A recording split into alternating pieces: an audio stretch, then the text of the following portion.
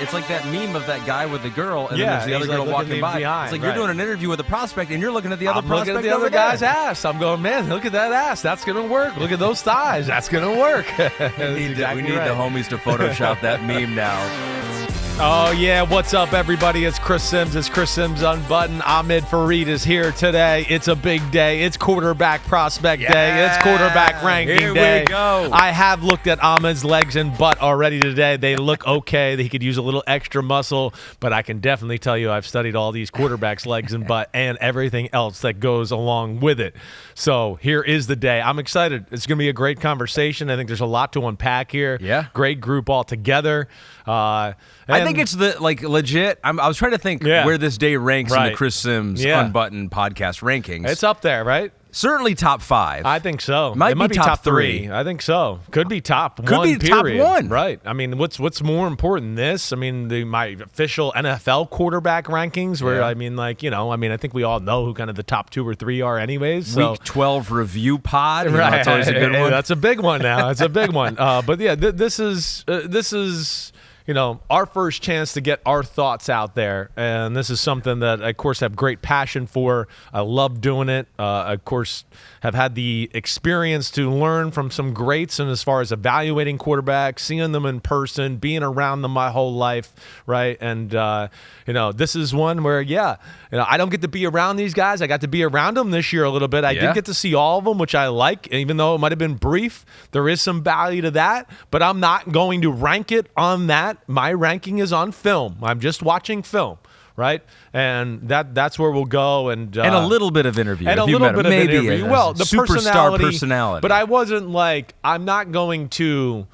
If I sat there and went, oh wait, 3 and 4 are really close, right? I'm not going to let the personality, for the sake of this exercise, give them the bump up, right? Yeah. I'm going to express that to you and tell you I like it and tell you there's gives some you more things confidence there. in your ranking. It might give me more confidence in my ranking, but I'm not going to go, oh, well, he was just a little cooler, so I'm going to give him 3 and make the other guy 4. I mean, that's not fair to do. I would definitely do that. He denied my interview. He's now out of my top 5. None of them denied, so we're good. That's good. Yeah. No red flags, no X's on any of these guys. So you admitted last time we were talking, and that was the intro, is that while you were sitting at the desk with a prospect, you would check out other prospects as they went by. Oh, there so this I is am. Hudson Powers, right. who did make the meet. Thank you, Hudson, for following our commands. But we appreciate the hard work there. Look at that. Your current prospect is like, dude, we're talking here. Yeah. You're like, I got to check out the thighs and the seeing butt. this guy walk by, I got to make sure that it all fits there. I mean, he's an edge. Damn, and then my arms are much thicker than that there, too. Yeah,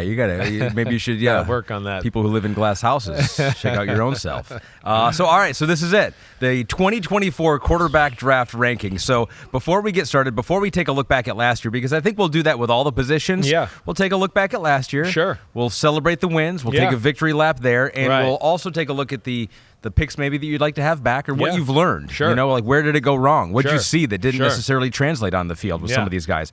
Before we do that, has your process of evaluating quarterbacks over the years, like what you value, an arm, some athletic ability, right? What are a Chris Simms prototypical, what do you like? What do you maybe? I'm not going to say you give a boost to these guys, but we all have our preferences. Yeah, right. What are you looking for when you look at a quarterback? I'm always trying to evaluate my process and how I do it, right? I've been on here before and told you that, some of I had a year or two where I think I relied on tapes too much. Let me just watch the third down tape. Let me watch them in the red zone, right? Where I felt like I might have missed a little on the Matt Corral, Kenny Pickett draft to a degree, because I relied on that too much instead of watching the game. The game gives you the best feel for a quarterback. Like a full game through. The full game through. I want to know how he's handling the situations, the mindset. Oh, they're up by 10. What's his mindset here? It's a 3rd and 5. What's he going to do? What's the decision going to make? All right, he's down by 5 now. It's 3rd and 7. What's the mindset? What's he going to do here? There's different context to that. Instead of just watching a reel and go, good throw. Oh, bad throw. Good throw. Right? Sometimes, why'd he throw it like that. Oh, damn, I didn't realize they're up by 12, and he made the safe throw on the sideline, and he just missed the target, but he was being safe. Okay, I understand that, right? Where I might have been like, well, that was a bad throw, right? If I'm just watching the reel, he missed the throw. I don't know why. Oh, well, it's because he's up here. So, you know what I mean? So that's what I've learned from it. I think at the end of the day, I love just talent, right? Talent is where it starts. Right? I mean, more times than not, when we talk about the great players at any position, it's not everybody wants the it factor, the intangibles, because that's what, everybody at home feels like they have. So I want somebody that's like me. And it's like, no, none of these guys are you. These guys are super talented. Like the greatest players in the history of football, it's not like they found some magical way to just get it done. No, like John Elway was a freak of nature. Sorry. So was Patrick Mahomes, right? Lawrence Taylor is a freak of nature. So is Reggie White. Right? They could do things that other people can't, or do things that were hard for other people, and they can make it look easy. So it does start with physical ability. But then you want to get into instincts. Does he know how to play the game, right? Does he see the field the right way as a quarterback here? How many throws does he have in the bag as far as clubs? Does he have a touch ball? Does he have a driver? Can he do all of that? What's actually should I expect out of this play? I'm big into that. What should I expect here? Are people open? Right? It was the big thing I got Mahomes the year he came out. When Mahomes, did you watch this game? Did you watch the game? I go, yeah. I don't know if we put in the greatest quarterback in the history of football, if it would have been any better. Nobody was open. There was no pass protection. And with the benefit of hindsight, we did maybe put in the greatest quarterback in the history of football. Right. I mean, he was there, actually. It didn't happen. Right? So, no, those are, oh, wait, nothing is there. I'm big on that. Wait, nothing's there. What do they do now? Do they still get something positive? Is it always negative? Is it just a stalemate? Okay, whatever, right? Hey, everybody's covered. Ooh, he still found a way to get a completion and do so. Ooh, he still found a way to get out of the pocket and get 5 yards here, right? Ooh, he should have been sacked for a 10-yard loss, right, and he got away and threw it away, and it's still 2nd and 10, right? So that's what I look at. But I'm big on pure physical ability, right? I'm big on, does he take advantage of all that's there to be had? Does he take advantage or make something happen when there's nothing there to be had? Yeah. Right? And then, the throwing, the decision-making, and, can he just play the quarterback position? Right? And that's where I'm big. And I think, in years where, hey, Zach Wilson, I might have got a little too enamored with the physical talent and some of the throws, instead of just going, wait, Trevor Lawrence, he's big, he's athletic, he can make all the throws. There's a few mechanical issues, right? And this is where I wish I got to meet and know the guys a little bit, because if I met Trevor Lawrence, I'd go, oh, he's going to work at it and he's going to get better at it. I mean, maybe it would have changed my mind a little bit as far as how that ranks and all that. But I became a little in love with that, right? And maybe, sidestep the, there wasn't the natural feel on this play, or this wasn't the appropriate throw in this situation right here, because I was a little too enamored of like, oh, man, that throw 4 throws ago, that was fucking insane, right? Yeah. And, those are places where I've looked at to try to reevaluate myself. Yep. And, always stay on top of myself that way. So hearing you talk about it just seems like it boils down to, how many different ways does this quarterback have to win a game? Like, how many ways can he win? How many ways can he win? Right? Can he win with his legs? Can he win with his anticipation, his processing? Can he win with his arm? Right. See, we're going to get to a point in this conversation today where I got, some guys that are close here in the rankings. And one of the things that I kind of gave a boost on one of the guys as we get to it here was I think this guy can play in more offenses in the NFL, right? It was so close. I mean, it's nitpicky, but this guy has got a little more flexibility to play in different systems. This guy, I think, needs something a little more curtailed to him, right? So I gave the other guy a little bit of an advantage for that, to have that flexibility, versatility to run different offenses and play a different way, as compared to one guy where I'll go, he's kind of got to play this way, right? It's good, don't get me wrong, I like it, but team that drafts him is going to know, hey, these things we can't do, these things he does really well, we kind of need to do that around him, right? Sure. Yeah. All right, I cannot wait to get into it, but first, before we do that, let's take our medicine, let's look back, and sometimes the medicine tastes good. Sometimes it does not. Right. I think this will taste pretty good because last year your quarterback draft sugar makes the medicine rankings 2023, and this graphic reminded me of last year when we had that whole offseason debate of was orange redder than red. Remember that? I think that was said at some point on this podcast. Yes, right. Which we finally figured out. Orange is not redder than red. Red is pretty red, but we didn't know where it was in the color wheel. So you had C.J. Stroud, not only number one, you had him in a tier by himself over Bryce Young, and that clearly, with the benefit of hindsight, which you did not need at the time, that clearly was the right call. I mean, we don't want to gloat and be annoying about it. No. But you got to feel pretty good about your evaluation of C.J. Stroud and what happened in year number one. Well, he was the one. He's kind of the one that, it's like how I just explained it, right? One, when anybody was open, boom, on the money, right? When anybody was tightly covered, boom, on the money. Ooh, actually, everybody's really tightly covered. Nobody's open. Holy shit, he found a spot to kind of give his guy a chance to maybe catch it and nobody else, let alone the decision-making was, out of this world. And standing in the pocket and the movement in the pocket, which he was so criticized about, he's not a good enough athlete. I mean, he was plenty of good enough athlete, let alone he's a natural within the pocket too. Those are the things I saw, right? Now, the other part of that's interesting. I like Hendon Hooker a lot. I think he knows how to play the position. Didn't get to see him. He didn't get to see him. So we'll see. That might take a few years here, right? Bryce Young, I had him in that second tier, but I had my concerns. I do think he can play the game. He's a wheeler and a dealer, and he can get the ball out of his hands. He's got great feel, right? But, I always had the concerns about, hey, this league's about size and physicality, and these guys, that scared me, right?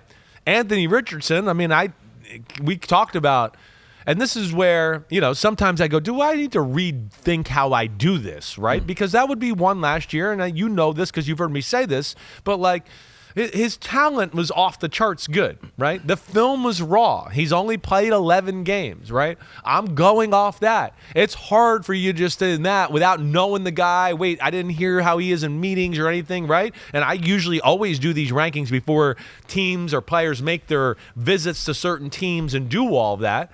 So, Anthony Richardson, I knew I was going to be wrong by the end of March, early April, because when I started to talk to friends and they started to go, man, he really knows football. He really, understands defenses and offenses. I went, oh, well, shit. Some of that raw stuff that I was worried and I docked him for, he's going to overcome that. I knew that. And, of course, that's why the Colts took him at 4, and we saw that turn. Still wasn't smooth sailing necessarily for him in the games. Definitely not. It's still raw. He's still got to play more. There's no doubt about that. That's one where, hey, he was a tough eval. He was, because it was wow. Wait, why is he looking over there? He should be over here. Wait, hold on. It's the play's over here. He's over here looking at something else. Wait, he ran. Why did he run? He should have just stood there and thrown it, right? So that was a little bit all over the place but the high-end talent was special. The tough one was Will Levis, right? Yeah. Is that one you'd like to have back? Definitely. I mean, it flies in the face of my, I love pure physical ability. And this is where it can be hard to take in the offense and what's around you and how you're being coached. But my big thing was Will Levis is I did not love his natural feel, right? I think you heard me say that a little bit. Sometimes moving in the pocket he doesn't need to, or throwing a ball a certain way and going, he's 4 feet from you. Why did you just throw that 110 miles per hour, right? Stuff like that, I think, where I was just, ugh. And then I wasn't sure if the way he threw the ball and the mechanics would necessarily, again, the NFL margin of error of throwing is wait, bullseye, 3 inches to the right, incomplete pass, right? I mean, that's the error. So I wasn't sure he could consistently hit the bullseye time after time after time, right?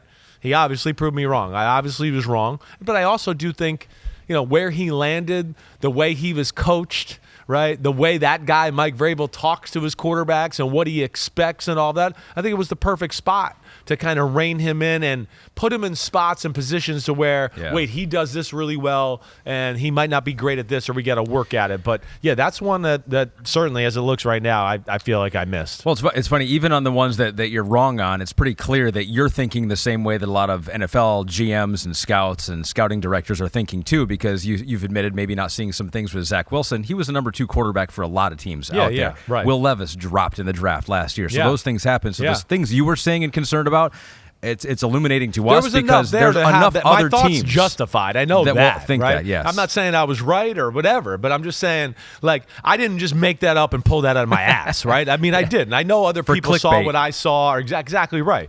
I mean, I'm not going to do that.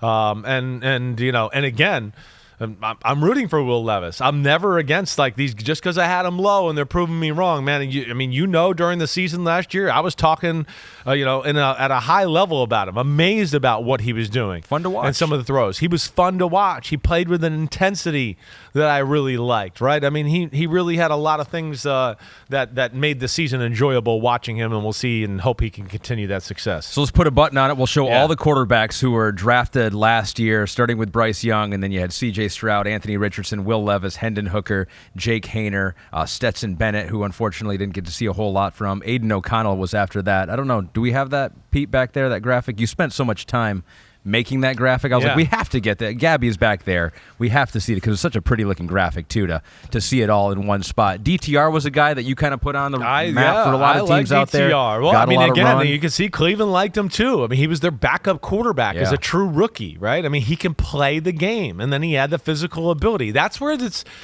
tough. It's trying to, hey, can we find a guy that's got the right physical ability that we know will work in the NFL and he can thrive, and then can we find the guy that knows how to play the position and is natural at it, right? And that's sometimes the guys that are tough. That's where Will Levis was tough because I saw the arm power. I saw he could run. I knew he was big, but it was some of the other stuff where I want to go, just step up and do this.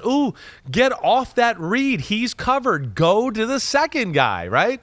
That was the stuff that you were like, come on. And that's hard as an evaluator. Just go, well, he'll get that next year. He'll know how to do it. Boom. That's where it's tough for people like me. All right, I can hear in my head Matt Casey being like, get to the rankings already. Get to the freaking meat. So we will do that right now with one more final headline. Yeah. We close the book on 2023. Yeah. We're opening the book on 2024 here. As a whole, these top quarterbacks that you looked at so far, as a whole, before we get to number one, your impression of it. Most years we do this, and we do a top 5 or a top 6. And I usually just go, I really only like 1 and 2. The other ones, or 4 and 5 and 6 are, right? This is a year where the top 5 especially, right? I like them all. One, I like their personalities. I got to meet them in my little quick interviews I did with Florio and all that, sure.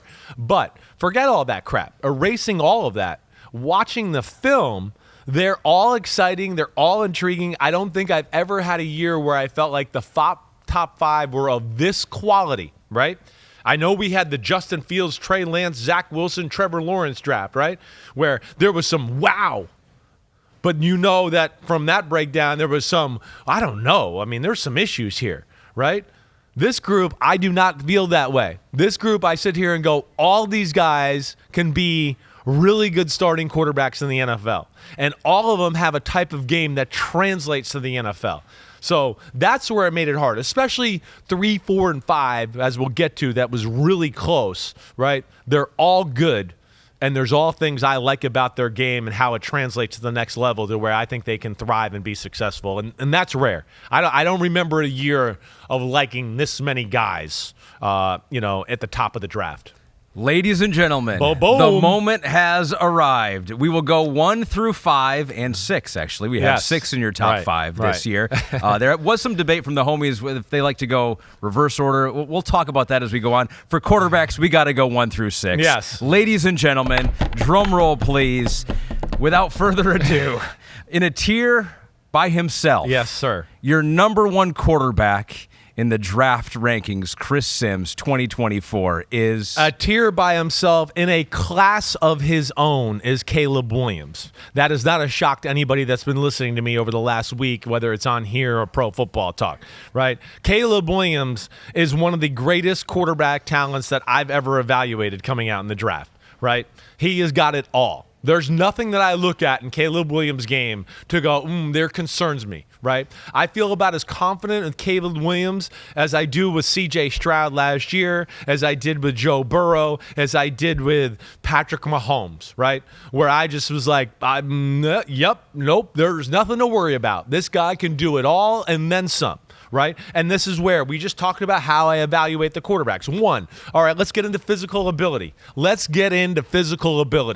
this guy's got special ability. This guy is an all-time thrower, right? This is a all-time special arm, right? This is maybe the Mahomes effect and what we're seeing here now 7 years later of kids growing up watching him and Aaron Rodgers, right? Because Caleb Williams' favorite quarterback growing up was Aaron Rodgers, right? But I think that's what we're seeing. I mean, one, the power in the arm is second to none. Second to none in any way you want to talk about it.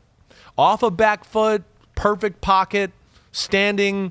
I got to run up in the pocket and throw a bomb down the sideline. I got to run to the sideline. Either way, he's one of the best on-the-run throwing quarterbacks I've ever seen in my life. He is one of the most machine-throwing quarterbacks in a clean pocket that I've ever seen in my life, right? Every time somebody's open, or I go, ooh, that guy's about to, boom, he hits it. Boom, he hits it. Oh, here's somebody wide open, boom, on the money. I mean, it's almost every time. He does not miss throws, right? Okay? So the throwing is phenomenal. All right? More on the physical aspects. The athleticism is phenomenal. It's phenomenal. I mean, one, he is a really good runner and can turn the corner and run for 30 yards or run for 25 yards or turn the corner and then hit the brakes and make somebody miss and then hit the brakes again and then break arm tackles, right? He runs with a little power. And then, okay, the running's good. But you know what I like even more than that? I like scramblers, right? Caleb Williams, and again, this is where I think the Mahomes thing, he has a rare ability. He's definitely the greatest or one of the greatest scrambling quarterbacks I've ever seen come out at this point in college football, right? The plays off schedule are incredible and mind-blowing, right? And you get to see a lot of them because their offensive line was not good. And their offense in general is not great. So there's not people open all the time, nor, as I said on Monday, are we talking about anybody from USC being drafted in the first 3 rounds on the offense? No. And that's not going to happen, right? So he was doing a lot just with his pure ability, right? So off-schedule stuff, people in his face, pocket awareness, moving within the pocket. This is not a guy that looks downfield and goes, the first guy's not open. I want to go run around now and be in a highlight film. This is a guy that has, let me just make sure everybody hears this. He is the most patient person in the pocket in the draft. And he is also the best within moving in the pocket, and he's mechanically the best within moving in the pocket and staying in throwing positions. He is the best. He put it on a reel, right? So you add all of that. So there's the physical ability. Now let's get into the quarterbacky stuff. Can he see the field? Can he read coverages, right? Can he go through read 1, read 2, read 3? How fast can he do it? It's almost as good as anybody I've ever seen. I'd say Joe Burrow is the only one that I will sit there and go, Joe Burrow was on another level with that stuff, right? You remember doing the pods with me with Joe Burrow. It was like 1, 2, damn, I don't even think he looked at 3, and he threw it, and it's on money. Like, what? Did he see them out of the side of his ear? Like, how did he know that, right? Caleb Williams is as good as I've seen at this level going through the full field of reads and making the right decision, let alone taking care of the football doing it. Now, listen, here's another thing that just blows me out of the water. I hear people talking like, Caleb Williams, he could be a little careless with the football. So I'm going in here going, oh, man, yeah, I watched that Notre Dame game this year, all right? 3 interceptions. 3 interceptions. He only had 5 in the year, but he's reckless. It's crazy. Where do these narratives come from? The year before was what, like 40-something touchdowns and single-digit interceptions? I mean, what are we talking about? With a guy that has no run game and not top-tier talent around him, He's found the perfect blend, like a Mahomes or, a Josh Allen, of like, I can be crazy aggressive and I still won't make a ton of dumb mistakes or decisions. Let alone, as I told you before the pod, he has a gift of gifts, like Mahomes, where he can drop back and he can, I'm getting pressure, and he can see and feel the pressure while also seeing downfield to make the throw, right? It's incredible that way, right? I mean, here he is, just slide, move. Oh, no big deal. Here's a sidearm throw, 10 yards across the field, no biggie, right? And this is the Notre Dame game. We're NBC, so of course we got highlights of this stuff. We'll show it. I mean, here you go there. Oh, turn the corner, boom. Oh, middle linebacker, nope, not fast enough. 12-yard gain, right? Here he goes. 1, 2, 3, 4. Oh, right over there. I mean, again, look how quick he is through that. I know this wasn't his best game. I know he threw 3 interceptions, right? Come on. The change of direction, the movements, the arm slots are next level. And let's just hit on it since we're on there in Notre Dame. 3 interceptions, right? And of course I watched that. One, I've already watched a ton of games and going, man, this guy takes care of the ball. I mean, he rarely throws balls into trouble. The one that he does fumble, like he will fumble times. Sure. Too. That's where part of the turnover-worthy plays comes I hear you there because he listen, again, he was anytime they played a team with a good defensive line, he was under tremendous pressure. Mm-hmm. And where he'll have to learn, engage a little bit is sometimes just go take the sack, man. You don't always have to break the tackle and try to make something happen, right? There's a little of that if you want to be nitpicky, right? But for every one of those, there's 25 where I go, look, he got out and look at the throw he made, right? So you got to deal with that a little bit, right? Just like a Mahomes or a Josh Allen and those type of players. So that's where it's incredible. But you talk about the 3 interceptions in the Notre Dame game, right? Because that's all everybody talk about. National televised because game. It was he's playing these Pac-12 or Pac-2 defenses now, I guess. He's playing that. It's not the level. Notre Dame is like a defense. Yes. And this is the kind of defense he's going to face in the NFL. And the one time he did it, 3 interceptions. Yeah, I hear you there. Notre Dame, extremely well coached. Right, I don't love that USC, the air raid offense. I think it's got too many tells. It's too simple. They were all over USC stuff. Might as well been in the huddle with Caleb Williams. Let alone the protection is embarrassing in the whole game. I mean, it just sit that now. But we get into the 3 interceptions, right? I can deal with all of them except for one. And if we the first one, if everybody remembers, the tight end, he overthrows the tight end down the middle, right? Nobody blocks the right defense end and right defensive tackle. He runs a play action pass, and literally as he's in the play action thing, he has to start backpedaling, go, oh no, I'm not even able to do anything here, right? Now, where he always knows where his hot route is or where he could throw the ball to get out of trouble. Always. Those are things I look at that are a quarterback. He went to the right spot. He just missed a throw and overthrew the guy down the middle, right? And in fact, it was incredible that he realized what the coverage was and everything, and he went to that guy. It really was in a lot of ways. The second interception, they're backed up. He throws a crossing route. I told you about it before we came on the pod. I said, listen, that one, it doesn't look good, but if you look at it, Notre Dame blew the coverage. The safety just left his area. See, and I think he is smart enough to know, wait, they're playing this coverage. This guy's about to be open. He got under pressure. He had to throw the ball a little before he wanted to. And the backside safety decided just to leave his area and leave somebody uncovered and just went with a hunch or maybe being all over the offense, to your point, right? And getting the interception. Again, phenomenal play by the safety. I'm not going to sit there and go, oh, man, Caleb Williams, that was horrible. By all due accounts of everything he saw and then being under pressure, that was a tough play where another guy made a miraculous play that really he shouldn't have been there. And I think Caleb Williams, from what I saw enough on watching 6 games and clips of last year, he sees it all, right? Now, the third one, that was a bad one, okay? He runs to the left. He's trying to make something happen. They're down, right, as they were in most games. And he's going to try to throw a Mahomes magic type of play as he's running to the left, backpedaling. He's more than likely going to hit the throw, but he doesn't see the underneath receiver, underneath DB who's covering an underneath receiver. He kind of falls off and undercuts it. That's the one where you go, oh, that was a bad one, right? That's it. But the other two, if you lay out the context of the situation, it's not as bad as you think. And forget all that. We all have bad games and bad moments, okay? I mean, that's the only one. I mean, you could go to Oklahoma, you can go to USC the year he won the Heisman, you can go to USC last year. There's not games where you go, oh, he's reckless. Oh, he's lucky. He should have thrown 8 interceptions in this game. Absolutely not. The dude is generational. He's got a big-time arm, big-time athlete, and he really knows how to play the position. So I love that. That was a lot. Awesome. I know, but you can tell I'm passionate about it. That was good because I think it addressed basically almost all the things that questions about Caleb Williams, because one of them is that, he's always looking for the home run. And I did say, because we were preparing for that Notre Dame game. Yeah. And so I was like, I'll look at a little tape. Yeah. I'll pretend I'm Chris Simms here. I'll play the role. Yeah. And so I looked at some of the stuff, and there are plays for Caleb Williams where he does have some time, the rare times he has time, and there are some guys open across the middle of the field, and he just passes those up because he's looking for the home run. You're like, well, that's not great. And but here's the context of that in my evaluation too, right? It to me is more about he knows what's about to be there. He's not passing it up. He's going, wait, when we run this play and this coverage, even though I see the shallow cross, right? He's open, right?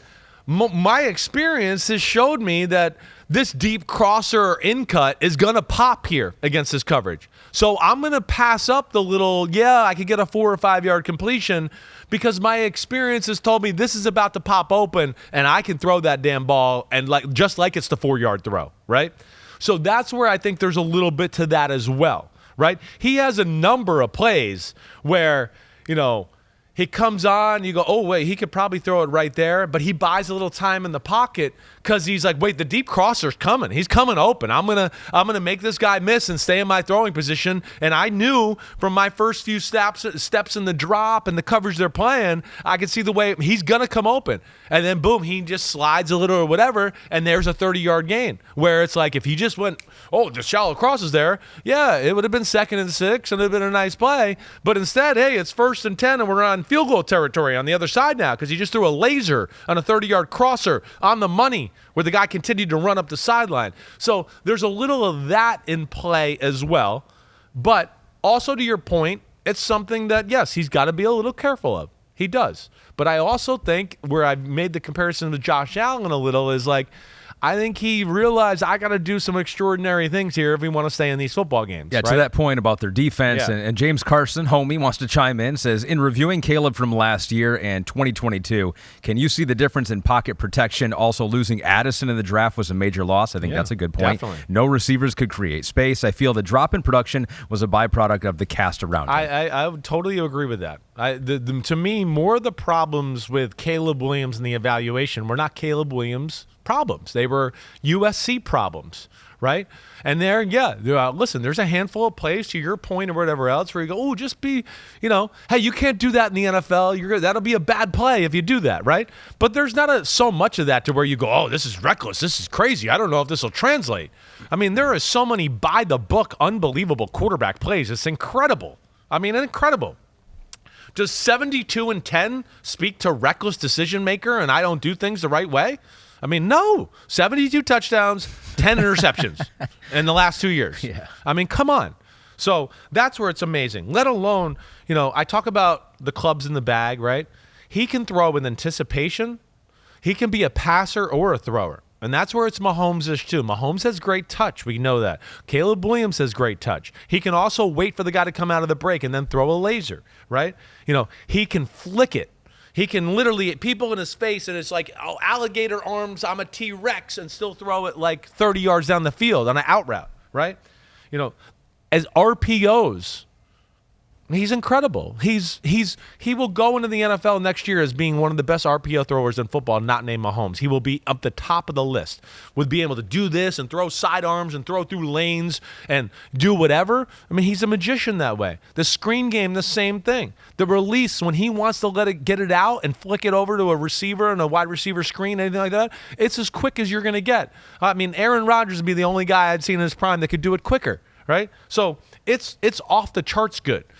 So there is, you can run, To me, the biggest pain in the butt in football right now is the guy that can scramble and buy time and then hit a throw down the football field, right? He is as good as you're ever going to see coming out of college in that department. So part of me, I loves the Patrick Mahomes comp and all the talk about that because, I mean, he does a lot of the same things. And part of me hates it because it's like, let Caleb be his own guy. And it's like, talk about high expectations. And I know. It's like, if you don't become Patrick paint Mahomes. A picture a little bit, right? Agreed. I know, you're right. We don't want to put that on him. But as far he as has that type of talent. Yes. And as far as the college tape, I mean, you were high. You were beating the drum on Patrick Mahomes, one of the few that had him as the number one quarterback in that draft. But for a college tape, who's better, Patrick or Caleb? Caleb's is better.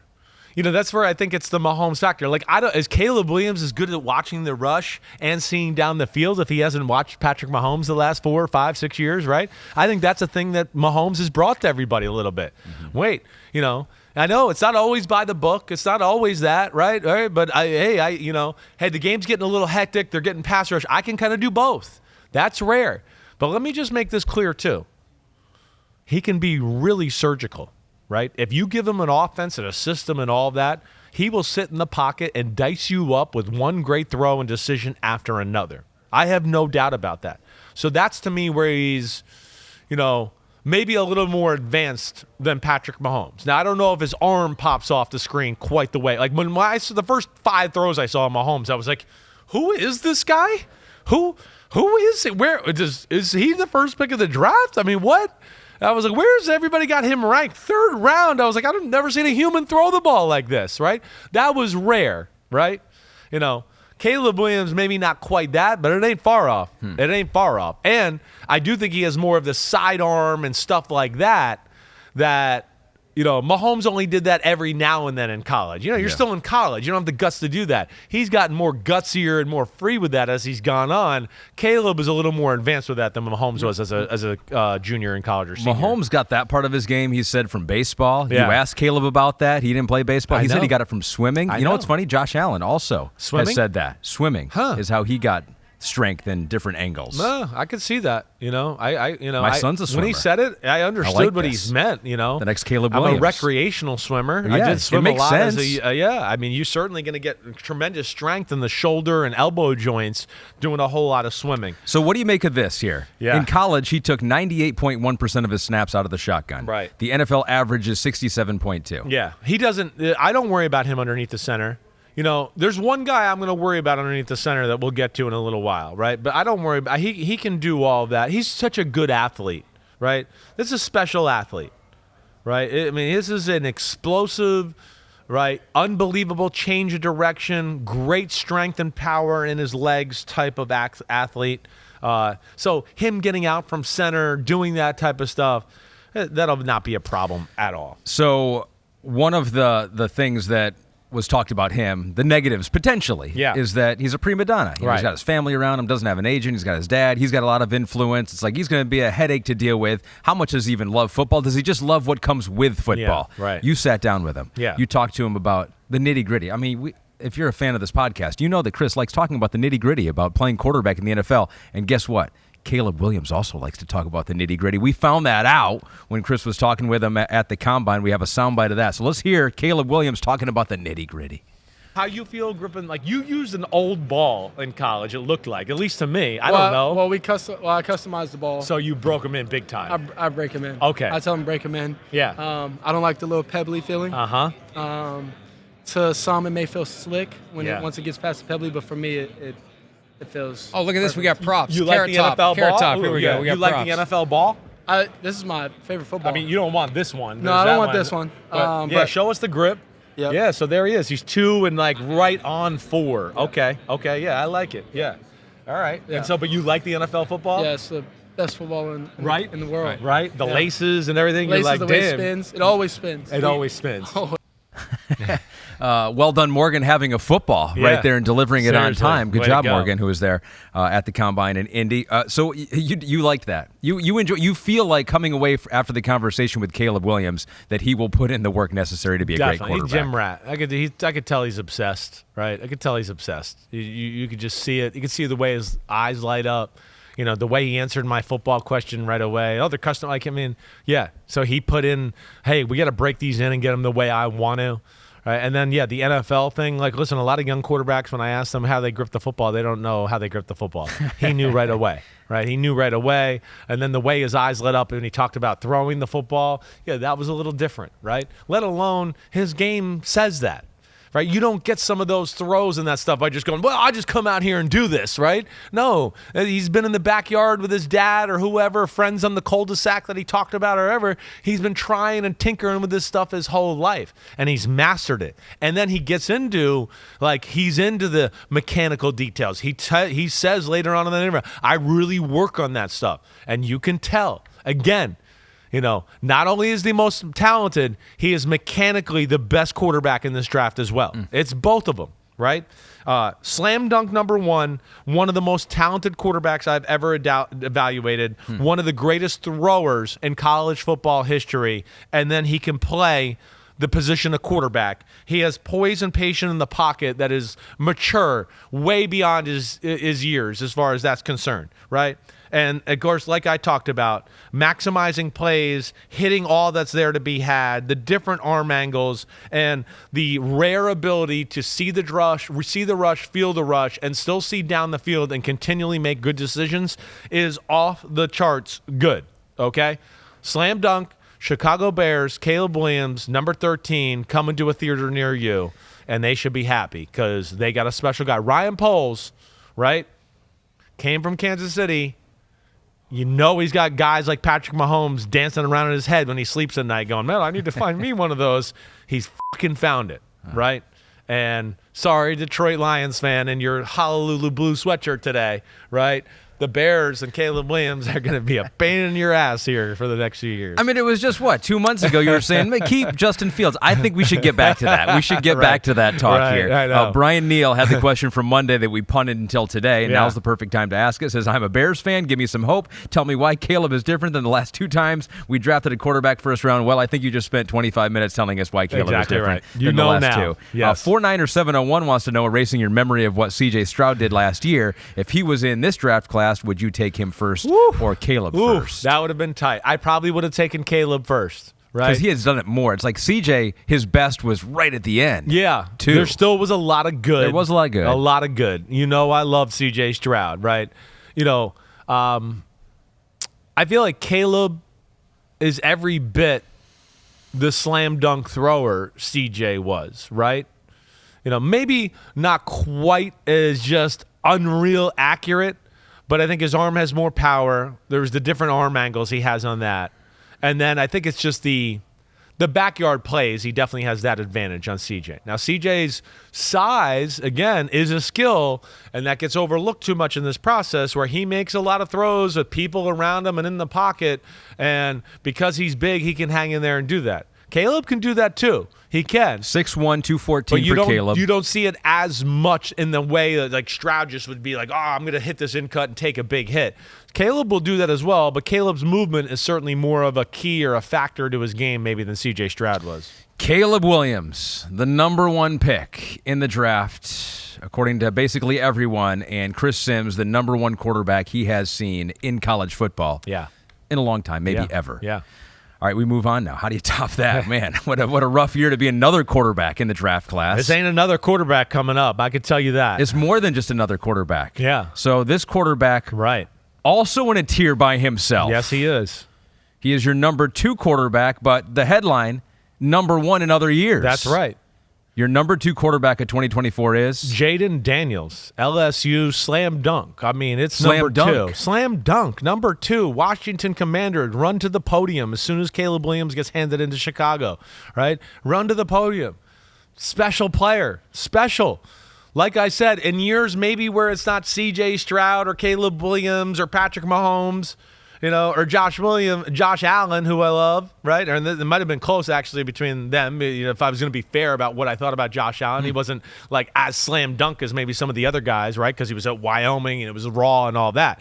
But I think in a lot of years, Jayden Daniels is clearly the number 1 pick in the draft, right? He's just coming along at a year where I just, again, you heard all the things I just said about the other guy, right? All right. I mean, let's first off, machine throwing the football, a machine. That's the one thing I've been blown away by all these guys, but especially Jayden Williams, mechanically flawless. Jayden Daniels. I keep calling him Williams. Sorry, I'm still on that. Jayden Daniels is mechanically flawless throwing the football, right? I mean, that's the one thing I just was amazed by, is that he can replicate, because he's got good mechanics, and this is where it's important, he can replicate his mechanics throw after throw after throw after throw. That's how you become a machine, right? You can't just go, well, today I'm going to do it this way, and tomorrow I'm going to do it that way. Some quarterbacks just go out there and feel it every day. No, it's not going to happen for success. So the arm is really good. I'm not going to say it's great. I'm not going to say it's like elite of the Mahomes or Caleb Williams, right? This is where he's number 2 a little bit, is the running is elite. It's out of this world, right? He's going to come into the NFL and arguably be the second best running quarterback in football right off the bat, because I'm still going to give Justin Fields number 1 right now in the prime of his career. He's going to challenge Lamar as the number 2 best running quarterback in football, though, right? He runs like an elite NFL wide receiver when he breaks the pocket, right? His throwing, like you heard me say, is really damn good. He's got great control of the football. He's got a nice, tight, natural fluid motion. His body is almost always lined up appropriately, right? So therefore, it allows him to throw spirals. He can spin the ball. He can push the ball down the field. And like Caleb Williams, Jayden Daniels, and I'm big into this, and I probably should have said this, does not need space to throw the football, right? You're going to a bad team more than likely at the top of the draft. You're not going to be able to go like, oh, let me stretch out in this big pocket and take my time and have these big, relaxed, throwing motion. No, you're going to have people in your face. You're going to have to throw off your back foot. You're going to have to not be able to step into throws with people all around you and still hit the bullseye. Jayden Daniels can do that all day long, let alone he's big and tall, so he can kind of see over people and he can throw over people a little bit. He's got a little bit of a 3-quarter release, right? But not to where it concerns me or anything like that. So all of that is, out of this world good. It really is. And I think I was amazed by the consistency of his throwing. Now, his throwing is not Caleb Williams. I just want to make sure that's clear. But it's not the same as in, yes, I don't think he's quite as accurate or as talented as a thrower, right? He definitely doesn't have, the different arm angles like Caleb Williams has. If there's a thing you would miss in his throwing game, you'd go, I wish Jayden would throw a sidearm throw here or there every now and then, right? All right, so that would be one thing. At times, he can lean on his front foot a little bit and throw the ball a little low when he's driving the ball. It's still complete, but you go, the guy, had to catch it at his knees and he should have hit him in the chest, right? But these are nitpicky things, and it doesn't happen consistently. He can sometimes maybe lean a little bit when he throws to his backside and he gets his back arched and he'll fall out of the throw a little. That can happen a little bit, but again, not at a rate to where I look at it concerning, and at a rate where I look at him throw the ball and he makes a lot of NFL throws, right? They throw the ball outside the numbers. They throw the ball down the field. He hits the bullseye and throws some rockets out there on a consistent basis. So again, I'm just nitpicking on some of those mechanical things. So all of that is damn good. All of that. Now, where he's just not Caleb Williams, he can't go through reads quite the same level of quickness, right? I think because of his running, he is a hair more quick to pull the trigger on, let me get out of the pocket. So let me do that. Yeah. So looking to run instead of throw is one of the concerns with him. He threw an FBS low 20% of the time when he was flush from the pocket. Yes. The NFL average is 57. He's great at it. Yes. He's elite at it. Exactly. Versus Florida, he was the first player ever in college football to go 350 through the air and 200 on the ground. That's insane. So, of course, if anyone you want to be run first or run more than most quarterbacks is Jayden Daniels. But is it a concern that he looks to do that too quickly? It's a thing you look at and go, ooh, he's just got to get a little bit better at it. It's a thing you look at and go, wait, I still want him to run and have that playmaking ability because it's special, right? But we got to practice some better habits about staying in the pocket, because there are a few times where you go, well, yeah, he ran for 5, but damn, he should have stood in the pocket, and number 3 was going to be open for a 25-yard in cut, right? So that's where, hey, the coaching, the NFL life, he's going to start to realize, like, oh, wait, first off, I don't need to get out of the pocket here, right? I'm okay. I just got to slide up a little, right? Second of all, why subject myself to getting outside the pocket and maybe taking big hits? Third of all, still the most successful way to move the football is make a big-time throw within the pocket or get out of the pocket, set up, and make a throw like we talk about all the time, right? And, yes, so there's some of that, right? He's quick to go, maybe, and I don't want to say it's just one, right? Because he doesn't do that. This dude is a quarterback. He really is. All right, but he's not like where Caleb would be like, okay, one's not open. All right, wait, the pocket's good. Let me hang in there. All right, two's not open, right? Oh, wait, I got some people in my face. Let me just slide. Oh, there's three. Boom, ham, strike, right? Jayden might be, oh, one's not open. Wait, two's not open. All right, I'm out. I'm going. Oh, I saw a lane. I'm going to try to go through there and do that, right? And then there's a few of those where you just go, just stay there. Here comes neighbors across. You're going to hit them for a big gain, right? So but again, that's nitpicky, and that's coachable stuff that I don't worry about. And like we always talk about too, like where if we're going to say Caleb Williams had to deal with a team around him and he knew he had to carry the squad a little bit, this has been his thing his whole life. He's always gone, well, damn, when somebody's not open, I just run around the corner for 60 yards, right? Which he should. So that's got to be, smoothed out, just perfected a little bit. But again, and not at a capacity where I go, this guy's just looking to run all the time. He doesn't even want to go through the reads. It's not that. The dude is a quarterback. He wants to stay in the pocket and make the right throws. He's just got a little bit of a quicker, gauge of like, let me get out and run because I'm special in that department. Yeah, looking at a lot of his big-time throws on PFF, they separate the big-time throw, and they're impressive. They're super impressive to watch. But a lot of them did come on a similar pass concept. Exactly like right. Outside receiver runs like a little hook. The inside receiver runs like a corner slot fade. Yeah, right. slot fade. The slot fade. And it was like he hit that a bunch of times, but then you do wonder. It's like, all right, what was the variety of throws? Because over the middle, he did not do that much. No, Through between, that's where it's not even in the same class as Caleb Williams, who goes all over the field with a lot of different plays and reads and thoughts and things like that. Yes, Jayden Daniels, the way they ran the offense was a little simpler that way. I'm glad you're leading me here this because this is a good point to get into. I think we have his passing chart here. So he threw over the intermediate part of the field, in between the numbers, only on like 9% of his dropbacks. That was 163rd out of 196 qualifying quarterbacks. Yeah. And that is huge, like 49ers. And like a lot of the best offenses work in the middle of the field really, really successfully. He did not do that much in college. But I don't have any doubt that he can, right? I do think, hey, listen, they're really good. It was a good, safe way to play the way they kind of did it. Hey, let's throw it outside to our receivers. Like we always talk about, it's kind of like sometimes like it's actually easier for the quarterback to see the field spread out instead of trying to like, oh, wait, there's 7 guys in the middle of the field. Let me find a little window to get the ball in there. Oh, if somebody tips it, it's going to be intercepted. But, right? So, hey, throw the ball down the field outside the numbers. It, a lot of the times, like, clears the picture up. A lot of times it ends up being kind of a one-on-one type of thing. Throws the slot fade a lot. Throws a beautiful deep ball. He does. Now, he had the luxury of having some super freaks around him. Well, that's what I right too. And I would go like, he makes some throws where he gets a 50-yard completion, and I go, if Caleb Williams had that throw, it's not getting complete, right? It's not happening. But he's got 2 guys that are going to be drafted in the top 15 of the draft, so he has a little bit of that. Let alone, here comes a shallow crosser with one of these freaks. I throw it 5 yards and he runs 70, right? So those are things where don't look at stats. Because that's not fair, right? If you're going to compare that to that. But, again, I think the reading, getting more comfortable, his ability to control the ball and throw the ball into tight windows gives me no issues about him being able to throw the ball over the middle in the NFL more, right? I don't know why they played this way. I don't really know. But I saw enough throws over the middle to go, he can do it, and he can hit the bullseye, and I'm not worried about it. I did see a tweet from someone that, because his final season of college was compared with Lamar Jackson's final season. It's like Jayden Daniels blows Lamar Jackson away, but it's like, Jayden Daniels had Neighbors, had Thomas Jr., who's freaky fast. At Arizona State, had Brandon Ayuk, Ricky Pearsall, Rashad White. He has had talent around him. Beasts, right. So that does make you look better. Clearly, right? He didn't have to do it. It wasn't a one-man show, kind of like Caleb Williams. So you do wonder, how do you separate those? Right. Was life lot easier for him.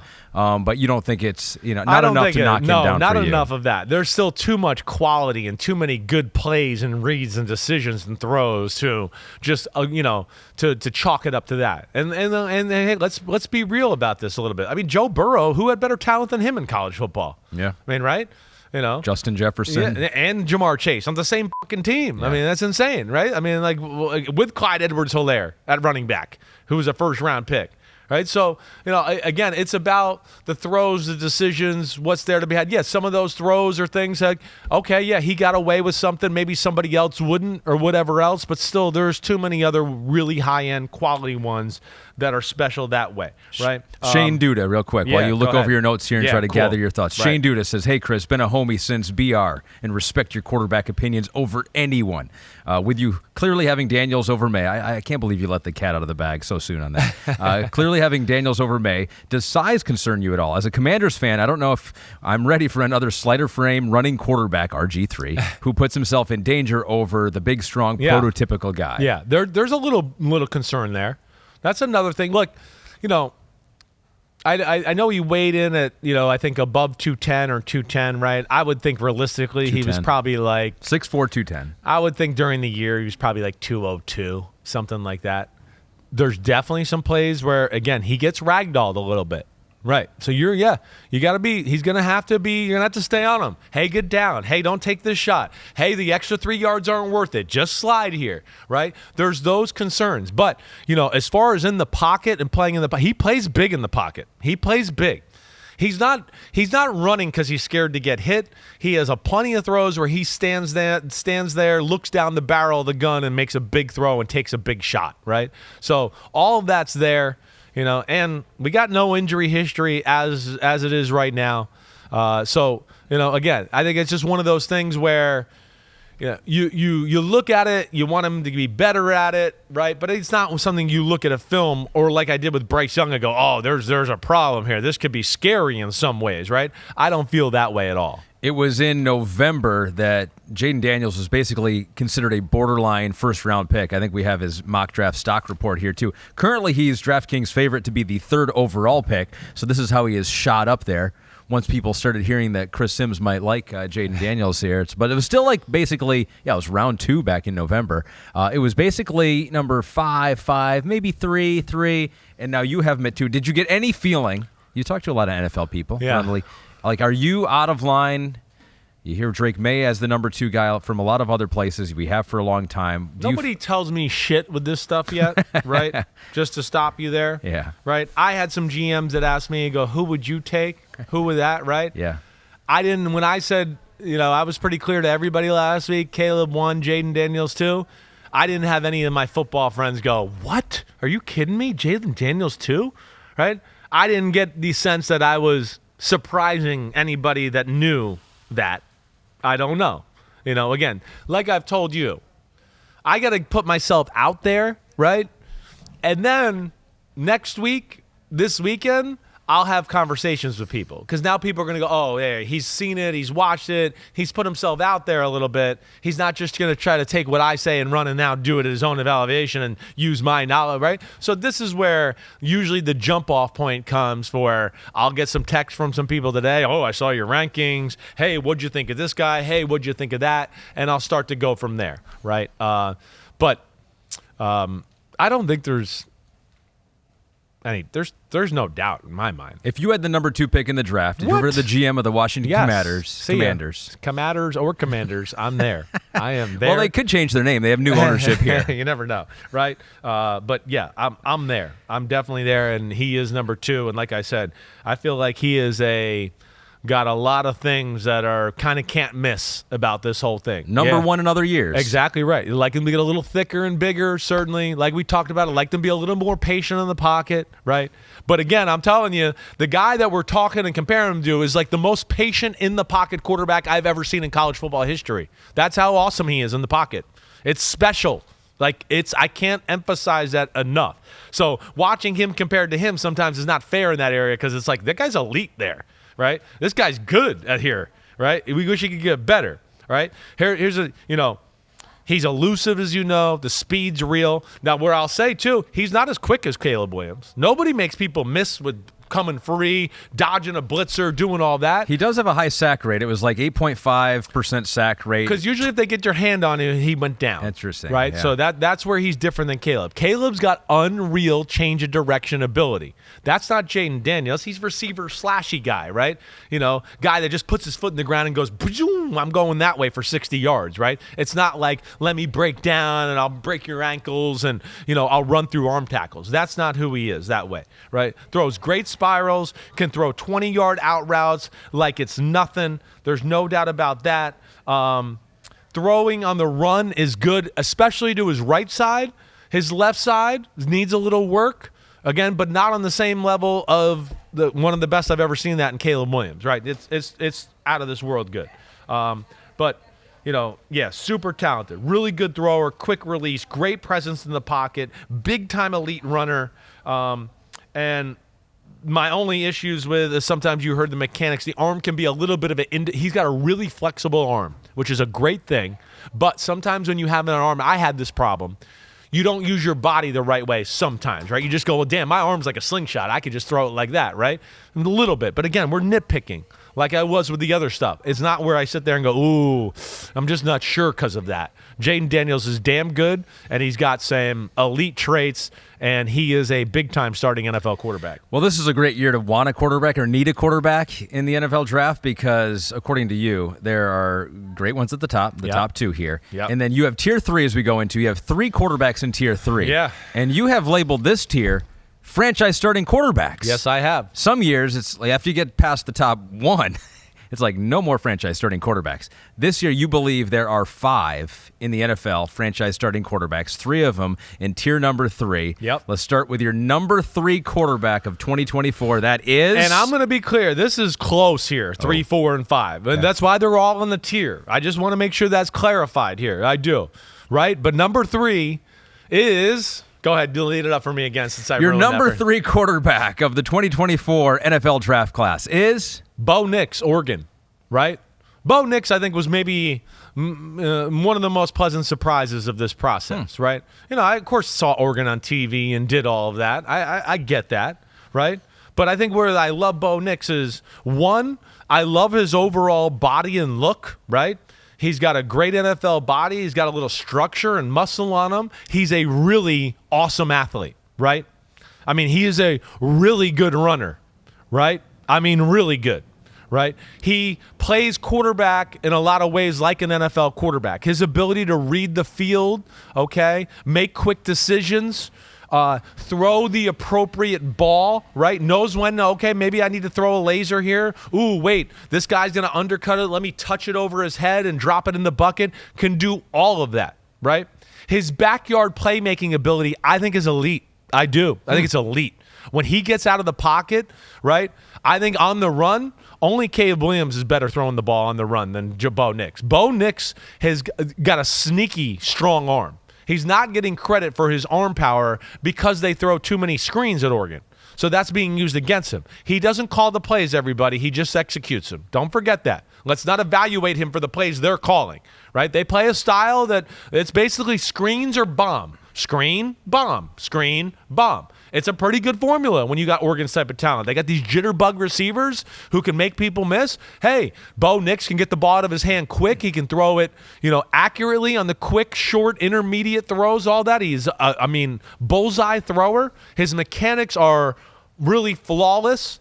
I think as a pure thrower, his mechanics in a clean pocket, they rival Caleb Williams as far as the things you do the right way. His body's front shoulder turn, balance on his feet is pretty perfect all of the time, right? So that's where I love Bo Nix. Let me just say this too. Sean Payton is going to draft Bo Nix if he's there at number 13. I'm just going to throw that out there. I sat there and watched it and went, oh my gosh, Sean Payton's going to love Bo Nix. He's going to love him. He might have to trade up to get him. I don't know. I don't know if he'll be there at 13. But Bo Nix has it all, right? His only negative is going to be a little bit of, all right, he's older, okay, sure, right? I get that.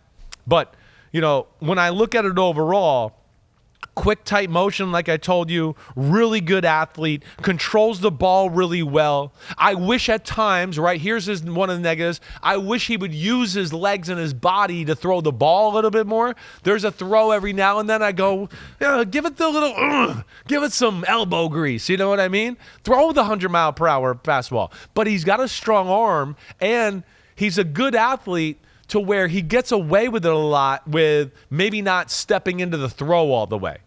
But he makes so many great throws with he can't step into a throw. People are around him. Oh, wait, the guy's open right now. We don't have time to step or gather ourselves. You just got to get it out. He does that stuff at a high level. And, of course, that's NFL level type of stuff, let alone he can throw the ball down the football field, right? So you look at all of that, decision-making, accuracy, right?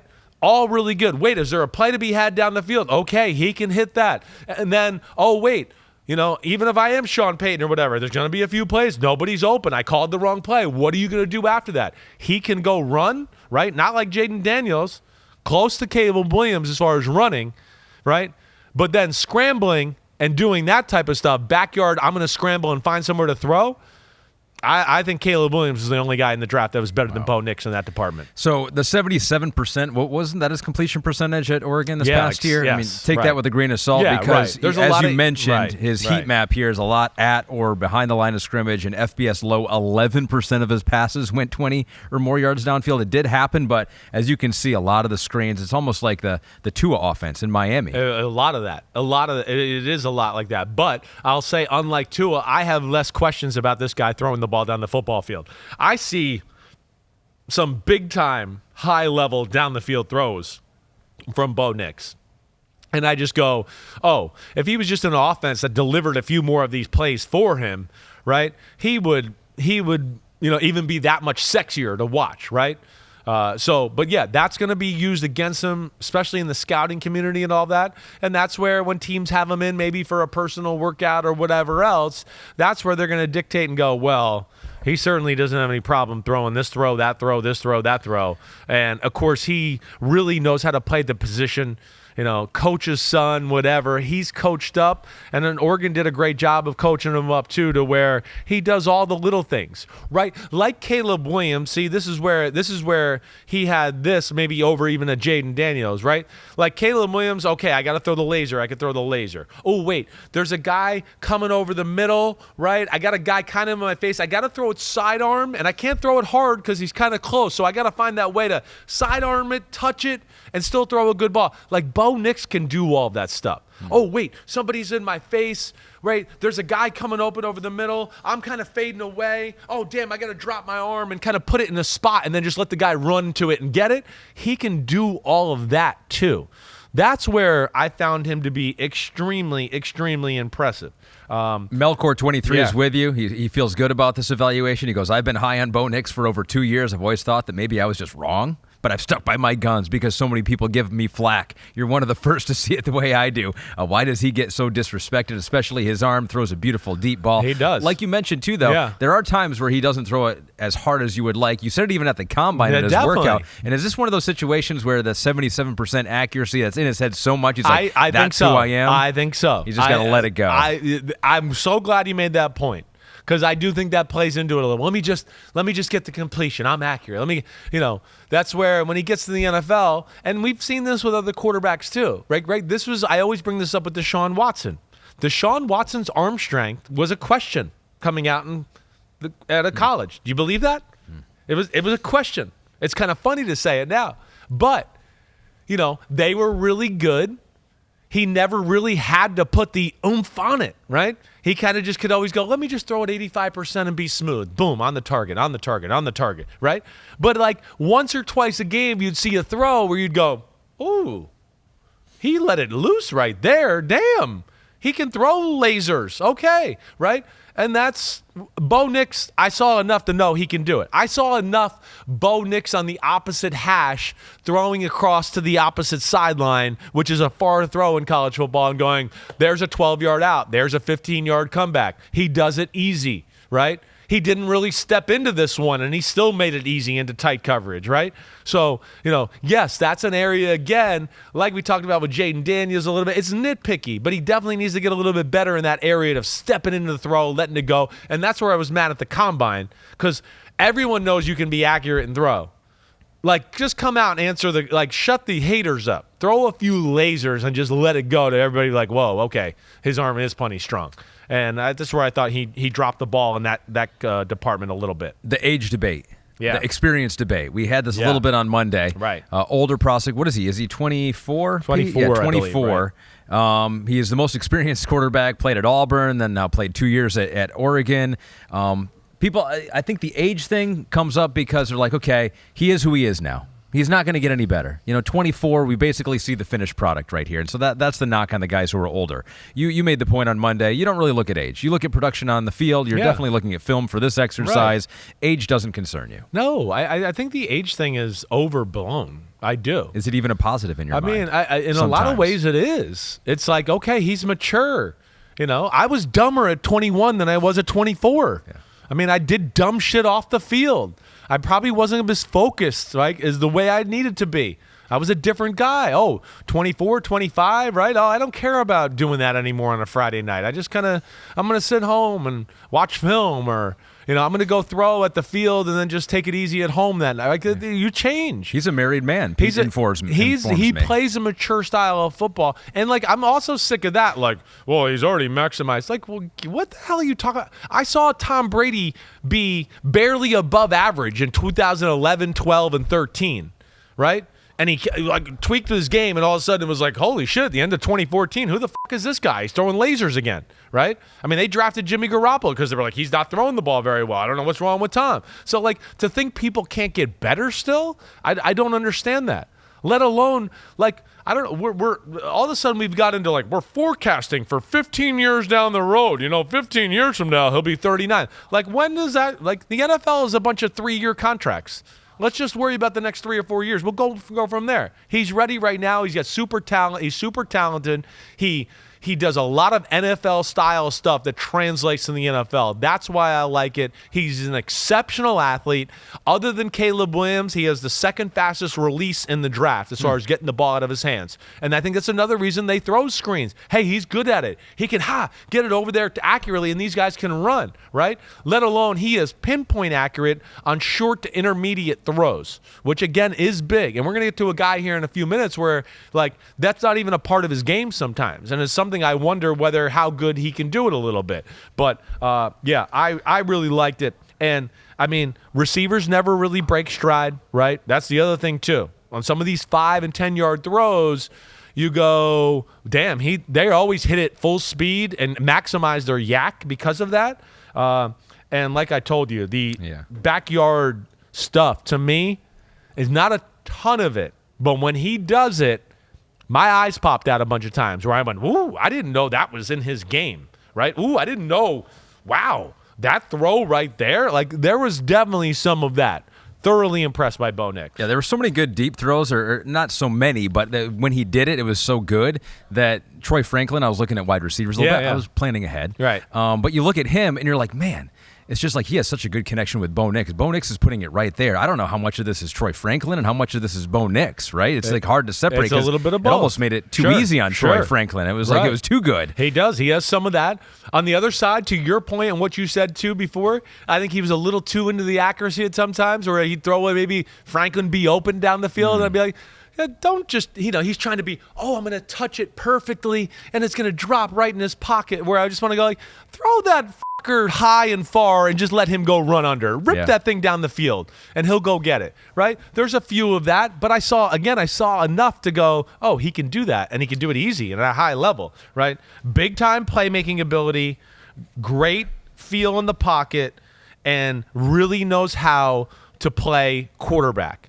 And I don't think there's going to be a ton of adjustment for him in the NFL as far as NFL life is concerned and learning offenses and making those throws. One last thing on him, and it comes from Scary Moose. He says, Ducks fan here. What happened to Bo Nix in the Pac-12 championship, though? Did he choke or did the coaches fail him? I hope the best for him, but that loss really soured me on Bo. I hear you. I don't know. I didn't watch that game on film, all right? I didn't watch that specific game. and maybe I'll go back and watch it again. I know I watched it on TV that day. I didn't feel like he had 3 touchdowns. I don't feel like watching it back going or just in my head when I think about that Friday night I don't remember thinking oh man, Bo Nix missed a lot of plays or throws. Yeah. But again, I can't speak to that game specifically. I'm sorry about that. Right. I watched the first matchup, right, where he made a lot of throws.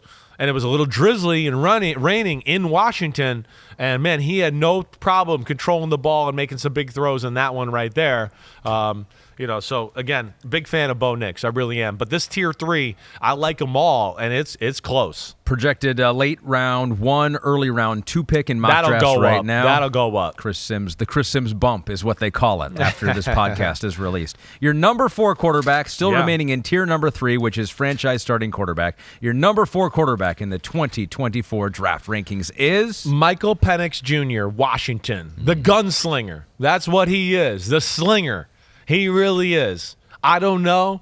Again, I hear some of the negatives out there about Michael Penix Jr. I understand the injury history, and that's going to be something that's going to be, poked and prodded and all of that. Right? Early reviews on that from Ian Rappaport that teams looked him out at the Combine, and it was pretty good. So far, so good on that front. I would think it's pretty good because what the damn guy looks like on the field the last 2 years is pretty damn good. It didn't look like there was, I wasn't sitting watching games the last 2 years going, well, he looks like he's got injury problems. I was going, damn, this guy throws the ball all over the lot and has a natural feel for the game and as a thrower that is extremely impressive, right? That's where you start. I mean, the throwing, the down the field throwing, you could argue he's the best down the field thrower in this draft. It's close. Caleb Williams doesn't really miss any throws. So I can't really put anybody in Caleb's class as far as throwing the football. It's special that way. But I think after that, down the field thrower, you'd go with Michael Penix, right? Right. And it's aggressive. It's aggressive decision making that way, right? The thing that I wanted to have questioned a little bit, and I think the things that I was worried about was, can he throw in close quarters, right? Because he's got a little bit of a wind up and like a telegraph to his throw, right? It's a little bit more than the other guys, right? And then is he a good enough athlete? I think that's the thing. Again, I know he can run straight away. I'm not always worried about that. When I'm talking about an athlete, you got to be able to move, hop around the pocket. Oh, I got to go this way and throw the ball over there, do all that stuff. The footwork is extremely impressive to me. He was better in that aspect than I thought he was, that I gave him credit for watching TV. He makes a lot of people miss. Makes them miss, resets, throws a ball down the field where you go, wow, right? Throws spiral after spiral, okay? I mean, that's for sure. He's got massive hands, so 10.5-inch hands, which you got to have big. If you're going to play in Seattle, with the rain and all that and conditions, that's no problem for Michael Penix. No problem. You're 10.5? I was like right around there, maybe 10.25 or something like that. I had the biggest hands at the Senior Bowl, except for one defensive tackle. Wow. Right? I think he was the only guy that beat me in that category. And I think out of the quarterbacks in my draft, I think my hand was the biggest, right? In this situation, size matters. It does. It does. Listen, there's a reason, for about as long as time has gone, right, where New England wanted Tom Brady. He's got big hands. He's got long arms. The ball gets a little wet. It's cold. It's windy. He can throw that ball right through it. To your point you just made about he's up there in Seattle. Is it ever not drizzling? I don't know. It seems like it is every time I look at it, right? So he had no issues that way, right? He is a total pocket passer, right? Can run for a first down if he need be, right? We talked about the deep ball throwing, but also forget that. It's the great touch and timing throws, whether it's a fade or he sees a slot out route and the guy's not even coming out of the break yet, and he can kind of just throw a smooth, I don't want to say a lob out there, banana ball, for lack of a better way to say it, right? As the guy's coming out of the break and put it right on the money. So he's got great feeling and touch and timing that way, right? Let alone has a great feel of like, oh, wait, this guy's covered, okay. Well, I'm going to put it in the spot where my guy can go get it. He's a great back shoulder thrower, right? Big moments in the game. Oregon State game, they're trying to put him away. right? I asked Romo Dunze about this, right? He goes, the play was supposed to be to the right. He saw me one-on-one, and he just went, wait, I'm going to put it in a spot where I know my man Rome will catch it, and he'll catch it, and we'll win the game, right? That tells you what kind of confidence he has as a thrower. Like, screw the play coach talked about. I'm going to throw a strike over here to this guy, and we'll just end that, right? I'm not sure if the play and the scheme's going to work here. I know that guy is damn good, and I know I'm good, and we're just going to do it that way, right? There is something to be said about that. I love that. While you look over your notes, this is what I want to know. This is my biggest question. So week 3 at Michigan State, he throws for 473 yards. I announced he the throws game. for 4 touchdowns. Right. On the call of that game was Mike Tirico and Chris Simms. How in the world is he not number 1 in the Chris Simms rankings after seeing him do this? Yeah, I know. Listen, well, you can see nobody's in the screen there, right? That's true. Michigan State was not very good. We can attest to that. We had them on the air multiple times. You were there on a weekly basis, it felt like. But again, seeing him in person, right? Seeing the way the ball spins, seeing the way he can push the ball effortlessly down the football field is damn special. And of course, he's tough to hang in the pocket and take a shot, right? But within that would be one of my concerns a little. Yeah. He's got probably, one of the more frail bodies in this, and it's one where I'm not sure it'll ever get real thick with the way his legs look, right? And or anything like that. So I'm not sure with that, right? And you're not going to get a lot of outside the pocket type of plays with Michael Penix. You're not. You're not going to get, he made this guy miss and ran out, to the right side like Caleb Williams or Bo Nix and now makes a magical play. No, you're not. But you're going to get a lot of in the pocket, whoa, what a throw. Ooh, how did he see that about to come open? Damn. He'll run like a slot out and up a few times, or even like, oh, wait, nobody's open, right? And now it becomes like scramble drill, even though he's not scrambling. He's just like, oh, gosh, nobody's open. I'm moving in the pocket. And he'll make some throws where you're like, are you kidding me? Like, he saw that guy was about to break that way, and he threw the ball before the guy broke and did it, and he put it right on the money. There's shit like that where you just go, damn, that's special instincts and feel right there. Curious Jose on that same thought. Penix isn't a running playmaker, but should that hinder him so much as he seems to be elite at the quarterback aspects of the game? Pre-snap, post-snap, arm talent too. Yes. Homies are seeing some of the same things with him. But how about the Michigan game for sure. The pocket starts to collapse around. Things are breaking down. That's going to be the question with him. If he gets drafted to a team with a bad offensive line. Right. That's where, again, he's the guy I was referring to where I don't know if he fits in as many offenses as Bo Nix does, right? That's who I was referring to early in the podcast without giving it out. Yeah. No, a little bit. Like, I feel like when you play Michael Penix, it's going to have to be the shotgun, and protection is going to have to be a part of the conversation maybe more than with some of the other guys, right? Has a quick release, but like we talked about, it's a little bit of a longer telegraphed, like, showman, right? Like, Brett Favre had that, okay? Here's the other thing, too, that I worry about. I mean, he has games where, I'm not joking you, every throw is sidearm. Every throw. Where I go, he never threw a ball where the ball wasn't below his shoulder the whole game, right? Now, he hits the bullseye and does all that.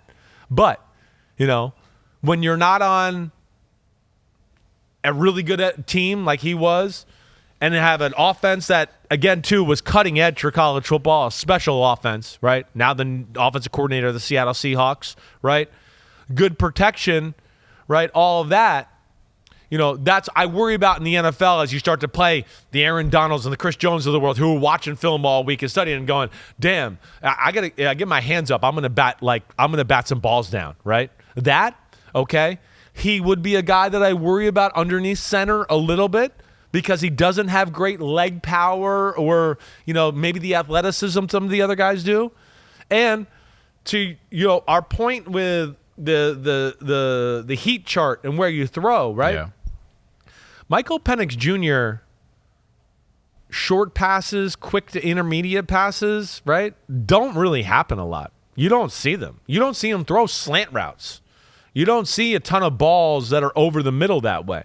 And I did sit there and wonder going, I wonder if they feel like he's not the best at that, And because of his release, they just kind of like, hey, let's open up the field and let him throw down the field a little bit, because if we throw over the middle short or intermediate all the time, right, that's not his game, and it could have some balls batted down. And, like I said, the release isn't maybe as quick as some of the other guys there, and a little more telegraphed in some ways. But, like, again, I'm being nitpicky. This is how you separate it. It's not as such a release where I'm like, oh, no, this won't work in the NFL, right? It's just I got some questions about things in that area a little bit. Overall, I love his story. He started at Indiana, then went over to he got hurt basically every year he was at Indiana, goes over to Washington, becomes the AP Comeback Player of the Year in 2022. So you see just his career took off once he got out there with Kalen DeBoer and Ryan Grubb. You see the games missed. There's 0 games missed the last 2 years. So he has been healthy ever since he moved out west. So maybe he should just stay out there. Greatness Calls says, if Penix goes to Seattle with his college coach, Ryan Grubb, is his arm strength that much better than Geno's that it will make some players go, whoa, in training camp? No, but it'll be right there with it. Geno's arm is whoa-ish, right? So that's where people don't realize it, right? I do think, it'll rival it. It will. Let alone, he's got a feel and a natural feel in how he plays that, Geno certainly didn't have it quite to this capacity when he came out, right? And that's the big thing. And, in some ways, listen, that might be the kind of perfect spot for Michael Penix a little bit, right? And just that, like, hey, not all these guys are starters year one. Maybe get, used to the NFL, do that, sit behind Geno. That's a perfect spot. Hey, my offensive coordinator, plus, like, Geno's not set in stone to be the franchise guy here forever, right? That'd be interesting, certainly. Vikings, another team talking about. I could see that, definitely. Now, listen, he's got a lot of reps. He's seen the field a lot, right? I talked about, I'm impressed. I was impressed with his ability to slide and move, make people miss, and get back in the throwing motion quickly, right? He was really good at that. Quick release when he needs it, right? Great spirals, right? The thing that it's odd. It's like it's a telegraphed and could be a little bit of a big hitch in the pocket, and I need a little bit more room to throw the football. But he showed me the ability to tighten it up and get it out quick enough, right? It's not like the best thing he's at, but it's there, okay? He does, and then that's where I wrote. He goes, he does have a little bit more of a wind-up than some of the other guys. He got to keep his front shoulder. When he keeps his front shoulder in there, he stripes it every time. At times, though, he can be like, I'm going to throw it and my chest is showing to you, and that's where it can lead to maybe a little inaccuracy that way, right? So there's that.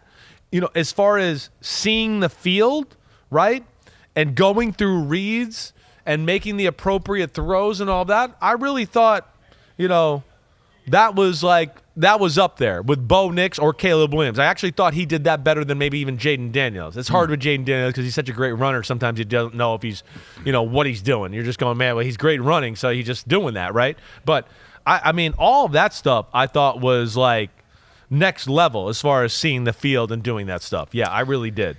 Michael Penix currently projected late round 1, early round 2 in mock drafts. Is he another guy you would take higher than that, or does that sound about right? I think he's a first-round talent. I do. Now, the big thing is just going to be the injury thing, and I understand that, and that's a tough thing for, your ass is on the line, your job's on the line, you're a GM, you're going to go with the guy that's, had 3 pretty major injuries, right, in his college career. That's a tough thing to do, right? But as far as the film is concerned, he is a first-round quarterback, right? Throws it good running to his left, needs work throwing to his right. Definitely there, right? Typical lefty. Typical lefty. A lot of high-level, outside the numbers, down the field NFL throws, right? This is where I wrote. I'd like to see more intermediate throws, short throws down the middle of the field. This is one aspect you don't see a lot of them, right? Let me see. Let me just make sure. I just want to hit it all. Sounds like a good. Yeah, never seen a. Yeah. We'll have recap pods where the homies will pepper you with questions and why'd you do this and why'd you do that. So we'll have a chance to empty any buckets that have not already been emptied.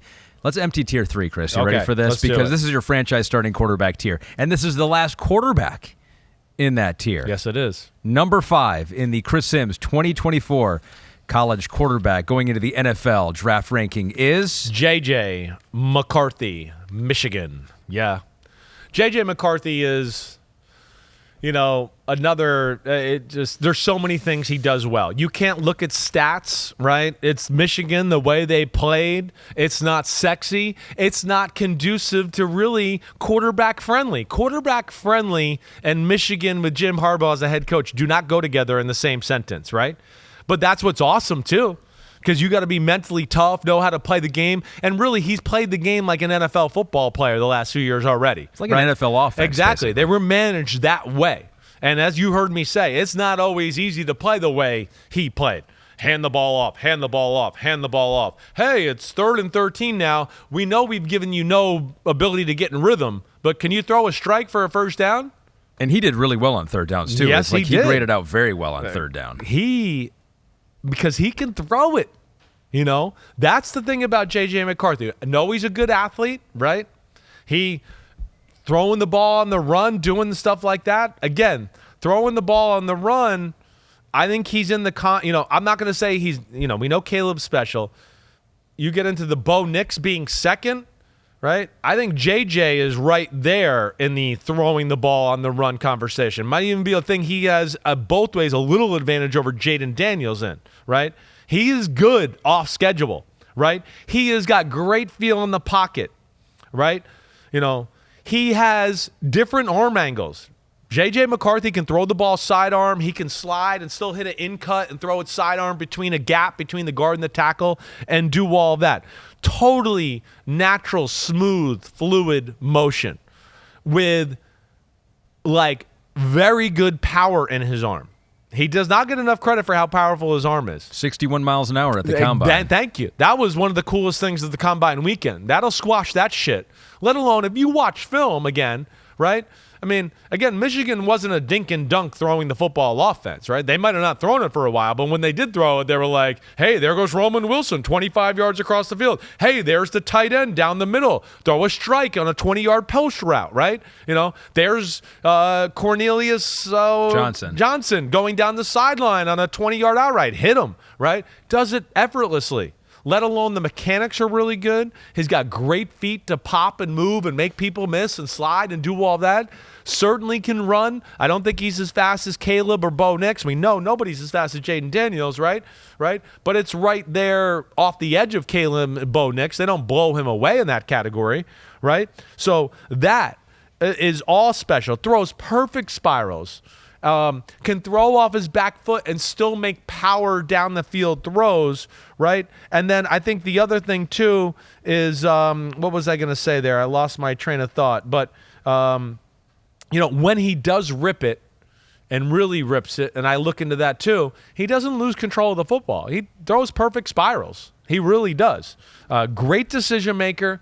His arm can get a hair long at times, right? Can get long.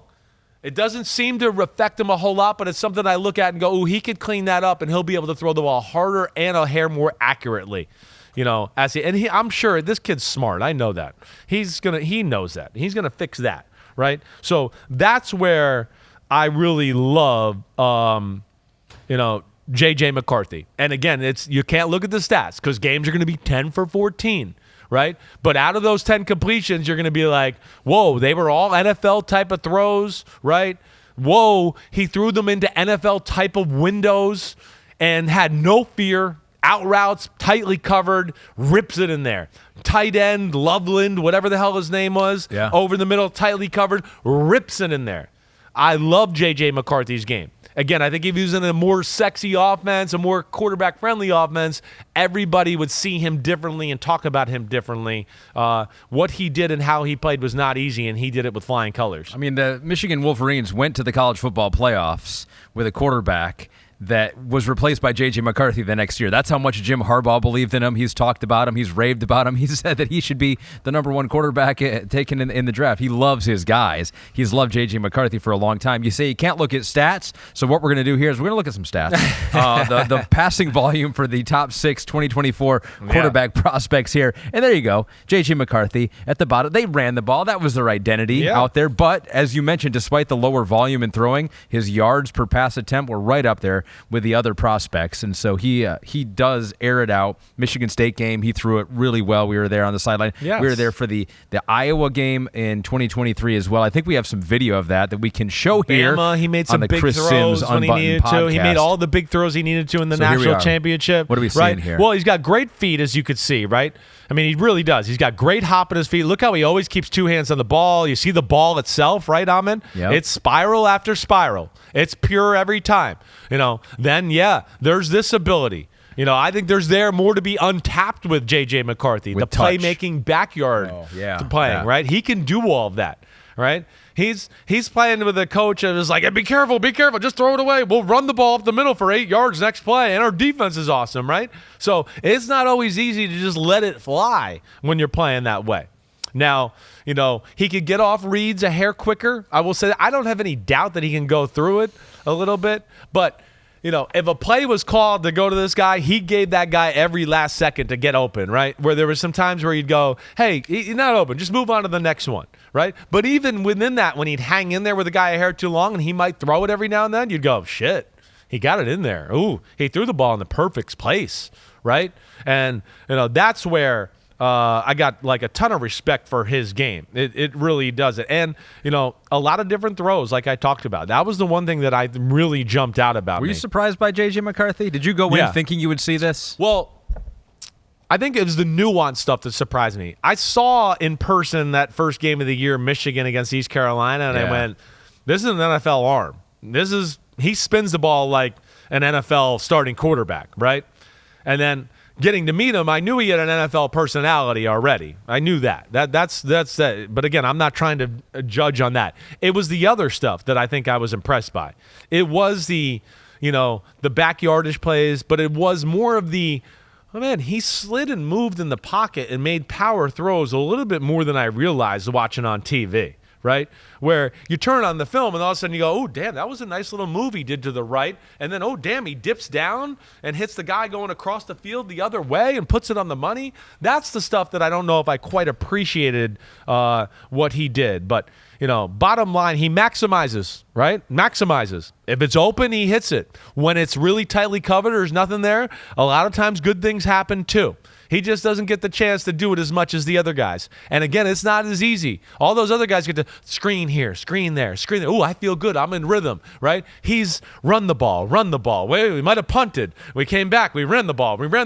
It's 3rd and 15. Bail us out, right? And that's just not easy to do. And I think that speaks to the toughness, the talent, the mental toughness the guy has, and doesn't blink in the pocket. Doesn't blink. Fearless, will get crushed, and I do wish he put a little more meat on the bones, but we've seen that already. 219 at the combine, and he's in the process there. And that's where it's like Michael Penix has a different body where I'm not sure he can put on a ton of weight. J.J. McCarthy's got a little bit of a body that's different to me, to where I feel like there is a little bit more room to grow out. Right, and we'll see where it goes. We could dive deeper into that type of stuff as we go on. 27-1 record as a starter at Michigan. Jim Harbaugh said about him, he goes, quote, Tom Brady is the greatest football player of all time. JJ has a long way to go to get to that. But in terms of who I think is the best college quarterback in the 144-year history of Michigan football, I'm nominating JJ McCarthy. Yeah, well, Jim is awesome hype man. I mean, he's the hype man of hype man. He totally empowers his players and believing that they're the greatest things that have since sliced bread, right? Yeah. And that's what I do love about him. And hey, I think it's fair to make that argument. I mean, Michigan, he's up there with the all-time greats of Michigan, that's for sure. Projected top 15 in mock drafts right now. Yeah, well, he should be. He's another guy that I look at Sean Payton at 13 and go, plug and play 16. Yeah, Sup, fellas? Hope the combine was awesome. Chris, we're just wondering, who do you think is a better fit for Sean Payton and what he wants in quarterback, J.J. McCarthy or Bo Nix? Yeah, it's tough there. It really is. They both will fit. They definitely will fit. Bo Nix gives me a little bit more of a Drew Brees vibe in his prime, right? There's definitely a little bit more of that, but I know he can make J.J. McCarthy work. There is so many good 15 to 30-yard throws on J.J. McCarthy's tape. And then you add that to smart, tough, good leader, plays mature, and has incredible patience in the pocket like we talked about.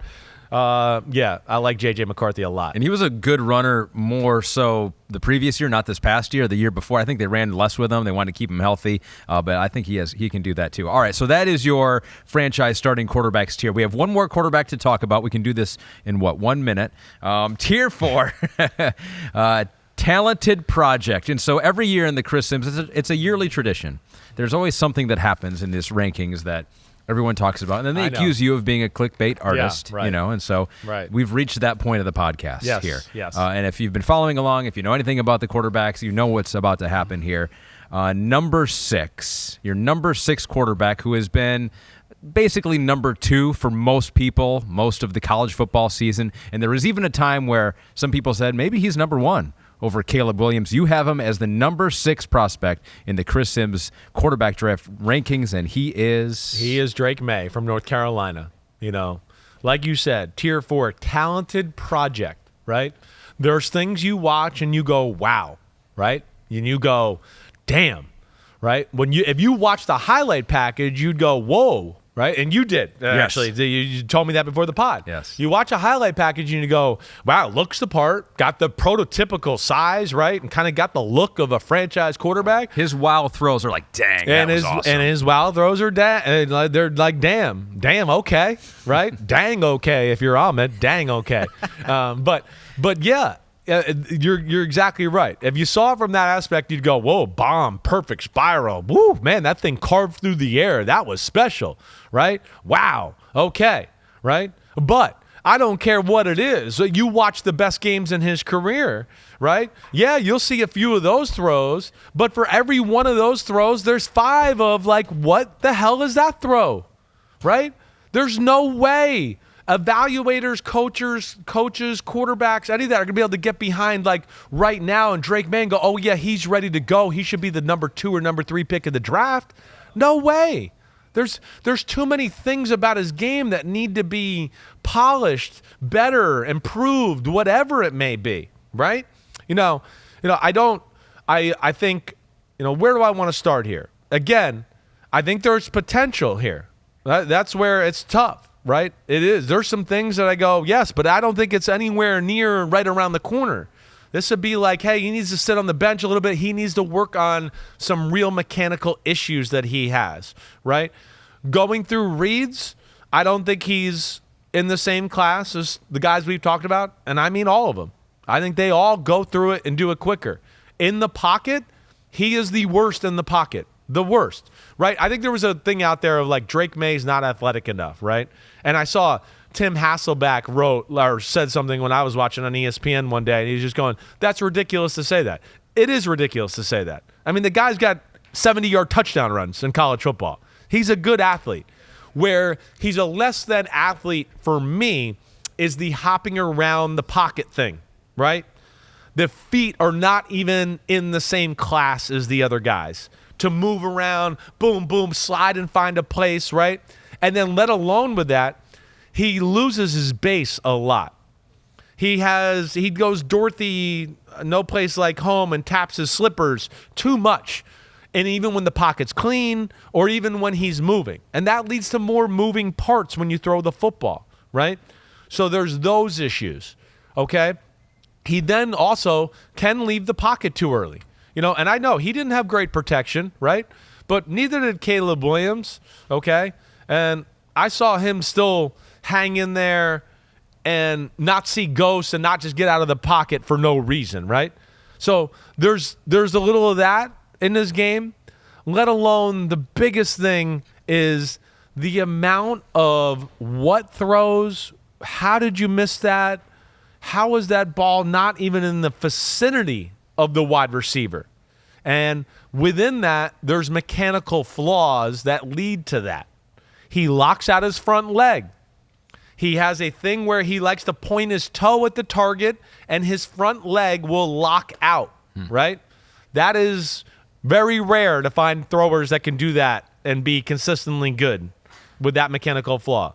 He has a little bit of a weird takeaway of the football when he does separate to throw. And sometimes his throwing can be segmented where it's like, wait, it starts and then it goes to another start, and then it goes, oh, let me throw, right? And it's like, what? That wasn't very smooth or fluid, right?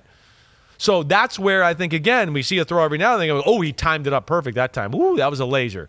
But then you go, well, damn, here's 4 or 5 throws where, it's not, timing up the right way, and you're going, damn, he skipped that ball. This is the number 2 pick of the draft. He skipped it to the crossing route, right? He skipped the 10-yard out route, right? Like that, there's no way. There's no way. And after that, even too, like you heard me say, I think before, the completions for the most part are not even the way you like them. There is way too many completions where throw the ball accurate and the guy's going to run for a lot of yards. And it's fall to the ground. It's turn around and let me try to catch it behind me. I'm wide open, but I'm jumping up to catch the ball in the air. There is way too much of that. It is not nearly enough pinpoint throwing, natural throwing in that department to be in the conversation. And this is where it's so fucked up, right? Because Drake Maye didn't do this. These are people, in my opinion, who made qualifying statements that aren't qualified to do that too early on in the process. And now they've built his brain up and his whole camp's brain up to it. He's the second pick in the draft, right? I mean, you heard last week there was already, I talked about it on Monday. There was already a number of people in the draft community where Drake Maye dropped because they talked to people at the NFL Combine and they were like, are you kidding me? No, Jayden Daniels is better than Drake Maye. Come on. There's nobody in football that's going to watch this. And again, I know people got their thoughts about me or whatever else, but I can promise you nobody is going to watch film of Drake Maye and even have it in the same stratosphere as Jayden Daniels or Caleb Williams. Not in the same stratosphere, nor in the other 3 either, honestly. Right? Again, taking advantage of what's there to be had. It's kind of 50-50, right?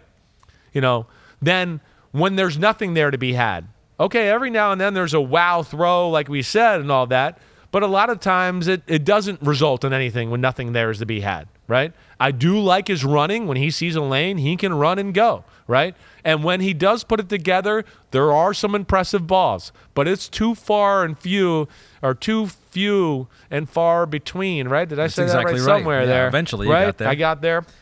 That for me to say this is a top-tier draft pick, this is a top-tier thrower of the football yet, right? This is a guy who needs a little time to work on some things in his game. So he is, 21 still? Yep. So he's young, and you look at the good things that this young quarterback does, and you go, wow, that's amazing. Yep. So I knew this was happening. I knew this was coming, so I was like, I better open up PFF and look at some of these plays with my own eyes. Yeah, I'm going to go outside of the highlight film. Right. And so, again, like I said, his best plays are like, that's amazing. Like I saw one 50-yard throw off one leg versus Minnesota rolling out, and I was just like, that was awesome. Exactly He right. has this like 8-yard pass versus Pitt where someone's hanging onto his body and he throws it with his left hand. It's like, dude, this guy's a monster.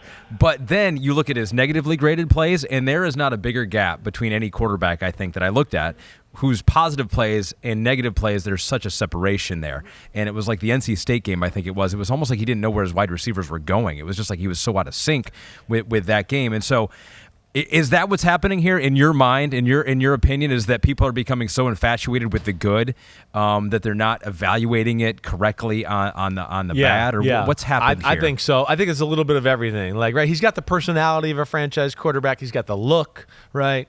He's got the athleticism that we look at to go that's necessary. And then, the stats are good for the most part, right? And there's some highlight throws, so it must be. Right. But I think the more and more you unpack it, you start to go, wait, there's a little sizzle here and there, but the meat and potatoes ain't very good all the time. It's not. And I think that's where, yes, it's a little misled. Hey, they were exciting. They've had some talented guys down there in the few years past. They throw the ball a lot. They've been in some big games. He's put up some big numbers. I think all of those are probably reasons why he's there. But like you said, the game is not going to be about like, oh, can we hit that one deep throw twice a game or whatever? It's the NFL. The game is about 10-yard completion, 15-yard completion, 20-yard bullseye, right? 8-yard bullseye. Ooh, screen bullseye. I mean, screens are all over the place with him, right? A wide receiver screen. This guy's turning around doing whatever all the time. Or it could be incomplete. Right, so he might make a highlight throw, but you might be in 3rd and 12 and 15 a lot with him too, because he missed the first and second down easy completions to be had. Right, so that's where it needs work. I would love to see him go somewhere where he can sit behind a guy and work on some of these things. There's unnecessary pitter-patter by his feet in the pocket at times, right? Unnecessary movement in the pocket like I talked about. He needs space as a thrower. He's got by far the biggest crow hop or hitch step out of anybody in the draft as far as that needing space, right? So that's where, again, it needs work, right? But it's like it was either way off target or it's a dime, right? Like to your point, that's what it is. So, and there was a lot of completions where the wide receiver had to make difficult catches. Are you worried though that this could be this year's Will Levis? Yeah, I hear you. So similarities that you are lower on him in the draft community. Right. Both have really strong arms. Right. Both white. A lot of similarities here. Will Levis is I think even a bigger, stronger athlete. I think I have more problems here with Drake Maye than I did Will Levis, right? Will Levis was a little bit more of like just the feel of the game, right? But like when I saw somebody open, Will Levis still hit it, okay? It may not always been the appropriate ball or whatever else, but I went, oh, that was a laser, and it's perfect spiral. What a throw, right? Right? It was like sometimes it was like, wait, you don't throw the laser there. Just touch that over the top. Or why are you moving in the pocket and you're actually backing into the defense end and about to get crushed for no reason? Little things like that. Right? I think I'd be more comfortable with Will Levis than Drake Maye. Drake Maye, there is more work to be done and things that I look at to go, if it works out, it could be damn good. But, man, to me, those are things that are hard to fix. They are, and they will take work and somebody being on top of him at all times, right? And that's where, I have my trepidation about him. Nath Jacobson says, how would you feel about the Giants trading up to pick number 3 if it was for Maye or Daniels? Well, I assume you would have different feelings depending on which quarterback that was, but yeah. No, that's he's the projected number 2 quarterback right now still by DraftKings. Yeah, well, that'll fall. That will fall as we go. I don't have any doubt about this. This is not me being like, oh, I found something where I think I'm seeing one little angle here that I think I might be able to knock him down for. Right? I'm not trying to be cute here. I'm not fucking cute. That's not what I am. Right? It's like the throwing's not up to par. Period. It's not consistent enough. Period. Right? The pocket feel's not good enough. Period. Right? Right? There's mechanical flaws. Period. Right? His eyes can be everywhere at times, right?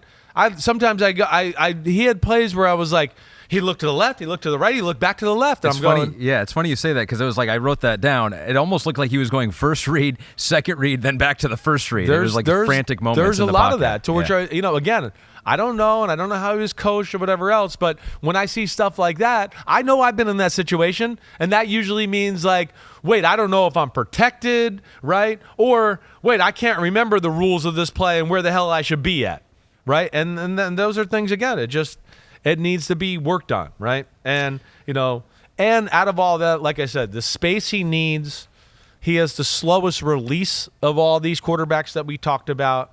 Right, he does not see the field as well as all these other guys that we talked about, and that's why he's number 6. Ladies and gentlemen, that's it. That's it. The Chris Simms 2024 draft quarterback rankings is complete. Our top 5 includes 6. Oh, good layout here. Morgan, is this Morgan's handiwork back there? Morgan and Kristen working together. Oh, that looks really good, guys. That does really good. No color wheel this year. It's all over the place. You got a purple in there. We got look much more appealing, pleasing to the eye. It is here, and I do like that Carolina blue. Even though they're not going to like this tweet when it goes out, it's going to create some waves here. Yeah, it's going to create some waves. You've done it again. You've become clickbait Chris once again. I know. I really feel as we go along here, 1 and 2 will not be a discussion, right? That's not going to happen. I think there can be some good discussion for 3, 4, and 5, but I will be shocked. Again, I think we're all going to hear Bo Nix's name rise as we continue along with this, right? Just as we've heard J.J. McCarthy's already risen, okay? And I would also be shocked if, as we go here the next 3 or 4 weeks, you're going to start to hear more and more things like I'm talking about Drake Maye. This is, again, I know too many people around football and know that they know football. They're seeing the same things I'm going to see as they start to watch film here and get into this, right? And again, a lot of these really important decision makers have not actually watched him on film yet or are just starting to get there, right? More teams than not right now, especially the high-level coaches, they're worried about free agency. The draft stuff is still 2 weeks away before they start diving into that. And I think when you start to hear them and they talk to their people in contacts, you'll start to hear some of the thoughts that I threw out there. You will dive into more of the quarterbacks as this process goes on. Right. You really didn't do that this time. You looked at the top 6. You knew those. You've seen some of the other guys that are, the Rattlers, kind of like around the top 6. Yes, but, I have. You'll look at some more quarterbacks. Yeah, as we'll we get go a little on. more context. I wanted to really focus on these top 6, right? I wanted to get this out there, maybe plant my flag in the ground a little bit, for lack of a better saying out there. Pete Demolitis. He had that phrase, and I think he's right about that. And I just knew, hey, it's a big year. It's. I mean, we're talking about 6 guys, and 6 guys, right? That I think all, even for me, initially passed the TV test, where I was like, oh yeah, that guy does look like he deserves to be talked about in the first round or whatever, right? And now we've kind of dissected that and got through it all, and I would say, out of all the years, I don't think I've ever spent more time on the top QBs than I have on this one. So I'll be really pissed off and disappointed if I f*** this one up. All right? All right, well, hopefully that didn't happen. More quarterback talk surely to come, but we will transition to free agency next time we're together. Free agency. Later podcast, Free agency, Monday. I think we're going to 1 p.m. podcast, so everybody tune in for that. We're going to kind of try to do something live and have live reactions, Instagram Live. Maybe I think Instagram like that, Live, right? yeah. So we'll see where that goes. But yeah, check us out Monday. We're going to be right in the thick of things with free agency. We will take a break for a week on the draft stuff. And then a week from Monday, we'll come back, and it'll be right back to draft mode again. So, we're going to try to cover it all as we always do. Ahmed, you the man as always. Well done. That was fun. I appreciate you wearing your Honolulu blue sweatshirt in fear of Caleb Williams to the Bears. Oh, and I had this underneath, too. Damn. I can't even... Bam, look at that. I forgot. Special day. Special day, covering up the goods. He hoards the goods, and now he covers up the goods. That's what happens. You know where to find us, guys. Subscribe, rate, review. Check us out Monday, Free Agency Pod. Live, 1 p.m. I'm calling it live, perhaps live. Somewhere. I don't know. We'll see. Ahmed, thanks for driving the ship as always. You the man. Clap it up.